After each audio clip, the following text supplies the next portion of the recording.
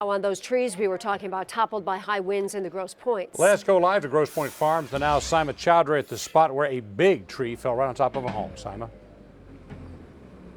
That's right, you guys. Just take a look behind me. You will find this tree has been toppled over and onto this house. We're on the 100 block of Muir Road. Crews are working to remove this tree, but you could see it took down part of the gutter, part of the roof. If you look up, it took down part of the chimney. There's bricks on the ground. You can find a satellite dish down there, and it fell on this car, breaking the back of the windshield. Now, if you go block by block here in the Grosse Pointe area, you'll find several trees and large branches toppled over, causing damage, power outages, and blocking roads.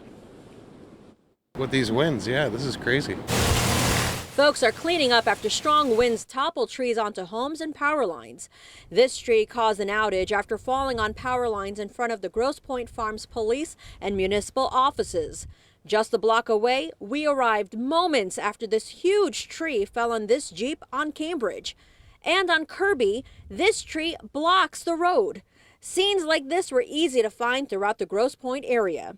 This tree fell on top of a home on the 1200 block of Grayton Street.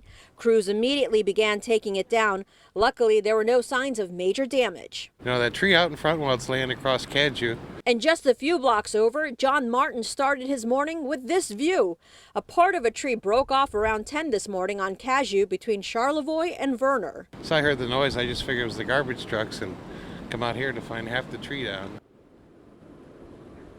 And Grosse Pointe Farms and Grosse Pointe Woods municipal offices have closed for the day due to power outages. Now, coming up at 5, we speak with the tree specialist who says some preventative care could prevent damage like this. Now, this isn't the only area that's getting some damage because of toppled trees. Let's turn it over to Amira David, who's in Macomb County. Amira, how's it looking out there?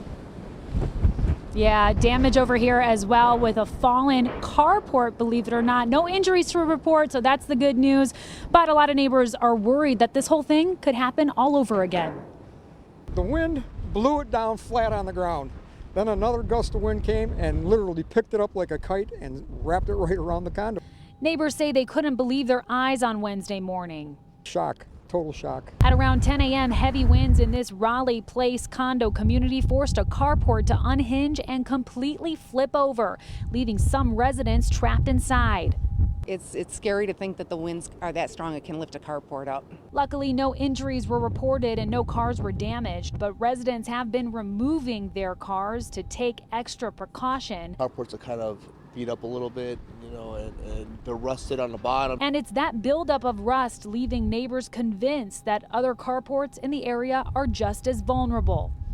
What happened is over time, the salt from salting the roads actually ate through the steel. And a property restoration company was on scene this entire afternoon, removing the carport from the condos. As you can see, they broke it down into smaller pieces here. But some neighbors that I just spoke to are telling me that they're worried that this is still here. They're worried that it's now in smaller pieces and perhaps more easily can fly away and do some more damage. Reporting from Macomb County, Amira David, 7 Action News. All right, Amira, Simon, both thank you very much. Again, the wind